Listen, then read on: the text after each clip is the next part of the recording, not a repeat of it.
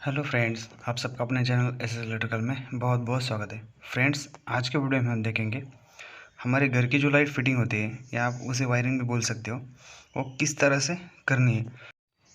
Friends, अगर कोई home wiring का काम सीख रहा है तो इस वीडियो को देख के बहुत ही आसानी से इस काम को सीख सकता है। तो चलिए फ्रेंड्स, वीडियो को शुरुआत करते हैं। फ्रेंड्स, इस मीटर को हम सब ने हमारे घर पे देखा ही होगा। तो सबसे पहले हम इस मीटर के कनेक्शन के बारे में जानते हैं। फ्रेंड्स, इस मीटर में 2 इन और 2 आउट के कनेक्शन होते हैं। हमने एक एरो के माध्यम से आपको दिखाया कि इसमें जो 1 नंबर कनेक्शन है उसमें हमें पेज का इन देना है, जो एमएससीबी में आता है, एमएससीबी से आता है। इसके बाद 2 नंबर जो एरो दिखाया है उसमें हमें न्यूट्रल का इन देना है। उसके बाद जो अगले वाला एरो दिखाया है उसमें न्यूट्रल आउट होगा, मतलब हमारे घर के लिए जाएगा। और जो हमारा 4 नंबर का एरो हमने दिखाए उसमें हमें फेस आउट होगा, मतलब घर के लिए हमारा न्यूट्रल और फेस आउट होगा। फ्रेंड्स, वीडियो में हम आगे देखेंगे कि मीटर के आगे हमें कौन से पार्ट बिठाने होंगे। अगर घर में हमारा कोई शॉर्ट सर्किट होता है तो इसलिए हमें फ्यूज़ बिठाना होगा, या कभी हमें घर में कुछ वायरिंग का काम करना होगा तो हमें लाइट बंद करने के लिए हमें एक डीपी में स्विच बिठाना होगा। फ्रेंड्स, इसके बाद हमें जो मेन वायर आता है और इसके बाद मीटर से आगे का वायरिंग हम देखेंगे। तो सबसे पहले हम मीटर में जो इनका सप्लाई होता है फेज़ और न्यूट्रल, हम कुछ इस तरह से देंगे, आप वीडियो में देख सकते हो। सबसे 1 नंबर जो पॉइंट है उसमें हमें फेज़ का इन का वायर लगाना है, और जो 2 नंबर वाला पॉइंट है उसमें हमें न्यूट्रल इन देना होगा। इसके बाद हम 3 नंबर और 4 नंबर पॉइंट वाला उसमें आउट के कनेक्शन निकालेंगे। तो 3 नंबर वाला जो पॉइंट है उसमें हमें न्यूट्रल का कनेक्शन लेके डीपी जो मेन स्विच है, लेफ्ट साइड का जो कनेक्शन है डीपी का मेन स्विच का, उसमें हमें न्यूट्रल देना है। इसके बाद हमें जो 4 नंबर वाला पॉइंट है उसमें से हमें फेज़ लेके जो हमारा फ्यूज़ है उस फ्यूज़ में एक साइड में देना है। इसके बाद जो फ्यूज़ का दूसरा वाला जो पॉइंट है उसमें से हमें डीपी जो मेन स्विच हमने लगाया उसमें हमें राइट साइड में वो पॉइंट देना है। तो ये हमारा कनेक्शन हो गया। इसके बाद डीपी मेन स्विच से हमें 2 कनेक्शन निकल जाएंगे, न्यूट्रल और फेज़। फ्रेंड्स, इसके बाद हमें एक बहुत ज़रूरी बात कि हमें घर में अर्थिंग, जो ग्राउंड अर्थिंग होती है वो करनी बहुत ज़रूरी है। एक ग्राउंड अर्थिंग क्यों करनी ज़रूरी है ये हम वीडियो में आगे देखेंगे। फ्रेंड्स, हमने एक वायर ग्रीन कलर का दिखाया, वो हमारा ग्राउंड अर्थिंग का वायर है। हमेशा ग्रीन वायर ही हम ग्राउंड अर्थिंग के लिए यूज़ करते हैं। ग्राउंड अर्थ करनी क्यों ज़रूरी है हम ये सबसे पहले देख लेते हैं। मान के चले कि हमारे घर में एक मोटर है, जो पानी का पंप होता है वो है, इसको हमने न्यूट्रल और फेज़ दिया हुआ है, लेकिन किसी कारणवश ये पंप पानी जाने की वजह से या वाइंडिंग ख़राब होने की वजह से या जो वायर होता है वो लीकेज होने की वजह से यह हमारा पंप बॉडी शॉर्ट हो गया, बॉडी अर्थ हो गया, मान के चलिए लीकेज हो गया, इसमें करंट लीकेज हो गया। अगर इस मोटर में हमें ग्राउंड अर्थिंग का कनेक्शन नहीं दिया हुआ है तो आपको बहुत ही ज़्यादा ज़ोर का झटका लग सकता है। तो इसलिए हमने ग्राउंड अर्थ देना बहुत ज़रूरी है। अगर आपका हाथ इसे गलती से भी लग गया तो आपका हालत इस तरह से हो सकता है। अगर आपकी हालत इस तरह से ना हो तो आपको इसमें ग्राउंड अर्थिंग देना बहुत ज़रूरी है। इसलिए हमें घर में ग्राउंड अर्थिंग देना ज़रूरी है। फ्रेंड्स, ये ग्राउंड अर्थिंग कैसे काम करता है हम सबसे पहले वो समझ लेते हैं। मान के चले कि हमने इस मोटर को ग्राउंड अर्थिंग का कनेक्शन दिया हुआ है। क्या होगा जब हमारे मोटर में कनेक्शन लीकेज होगा या करंट लीकेज होगा तो इस तरह से हमारा जो लीकेज करंट है वो हमारे ग्राउंड में चला जाएगा।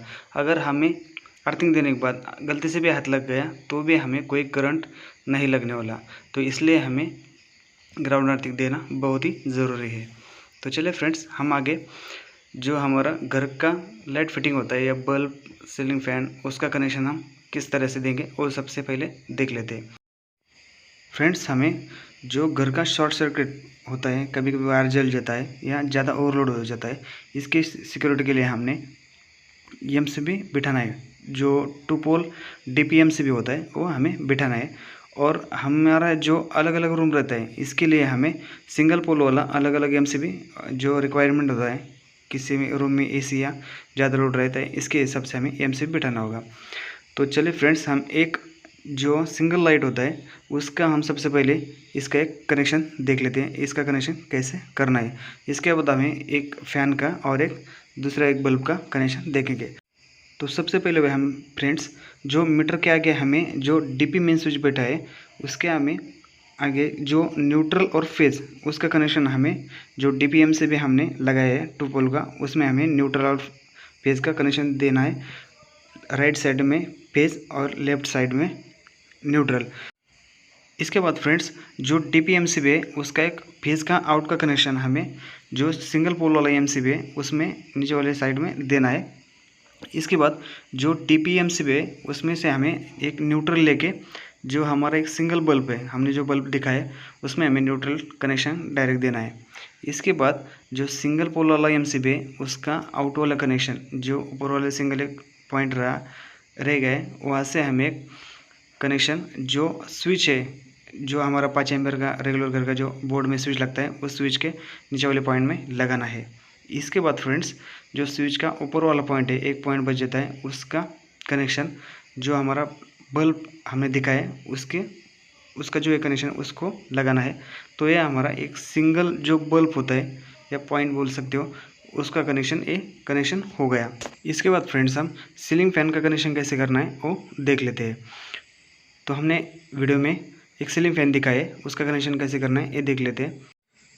इसके बाद एक स्विच लिया है।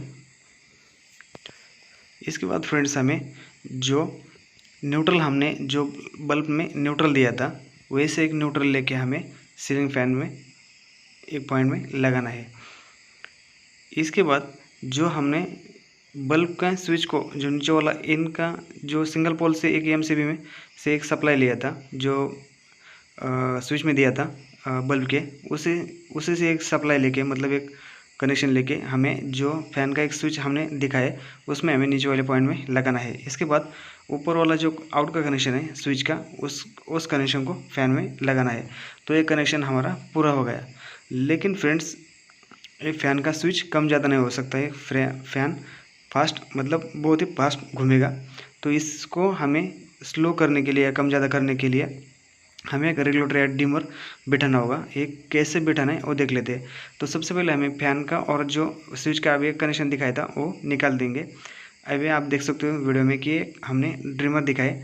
तो जो स्विच का कनेक्शन हमारा जो आउट का कनेक्शन है वो हमें एक रेगुलेटर के एक पॉइंट में लगाना है और जो रेगुलेटर का एक पॉइंट है उस पॉइंट को हमें फैन में देना है। तो फ्रेंड्स आप देख सकते हो कि हमने एक लाइट पॉइंट और एक फ़ैन का कनेक्शन सही तरीके से कर दिया है। फ्रेंड्स हमें अगर मोबाइल चार्जिंग के लिए या कुछ प्लग यूज़ करने के लिए हमें एक प्लग बिठाना है तो हम इसका कनेक्शन किस तरह से करना है वो देख लेते हैं। तो सबसे पहले हमें एक स्विच और एक प्लग लिया है। फ्रेंड्स हमने जो बल्ब और फैन में जो न्यूट्रल दिया था वही न्यूट्रल हमें प्लग में जो लेफ़्ट वाला पॉइंट है वहाँ पे न्यूट्रल देना है। इसके बाद जो हमने सिंगल पोल एमसीबी से जो फेज़ लिया था वही फेज़ हमें जो प्लग वाला जो स्विच है वहाँ से नीचे वाले पॉइंट में देना है। इसके बाद स्विच का जो आउट का पॉइंट है वहाँ से हमें फेज़ लेकर पिन प्लग में जो राइट साइड वाला पॉइंट है वहाँ पे देना है। इसके बाद फ्रेंड्स हमने ग्राउंड अर्थ बोला था वही वायर हमें लेके जो प्लग का ऊपर वाला पॉइंट है जो तीसरा वाला नंबर का वह हमें अर्थ देना है। तो ये हमारा प्लग का भी पॉइंट पूरा हो गया। इसके बाद फ्रेंड्स हमें एक पॉइंट का कनेक्शन देखेंगे जो नाइट लैम्प बोल सकते हो उसका कनेक्शन देखेंगे। इसी तरह से हमने एक नाइट लैम्प लिया है, एक जीरो का बल्ब और एक स्विच दिखाया। तो हमें जो बल्ब है उसको हमें एक इसी तरह से एक न्यूट्रल देना है। इसके बाद जो हमने स्विच दिखाए उस स्विच को हमें जो नीचे वाला पॉइंट है वहाँ पे फेस देना है और जो ऊपर वाला पॉइंट है वो ले जाके हमें बल्ब में जोड़ देना है। तो इस तरह से हमने एक 2 बल्ब और एक फ़ैन का कनेक्शन और एक प्लग का कनेक्शन आपको दिखाया है। इसी तरह से आप दूसरे वाले रूम का भी कनेक्शन बहुत आसानी से कर सकते हो। फ्रेंड्स अगर ये वीडियो पसंद आया हो तो लाइक शेयर कर दीजिए।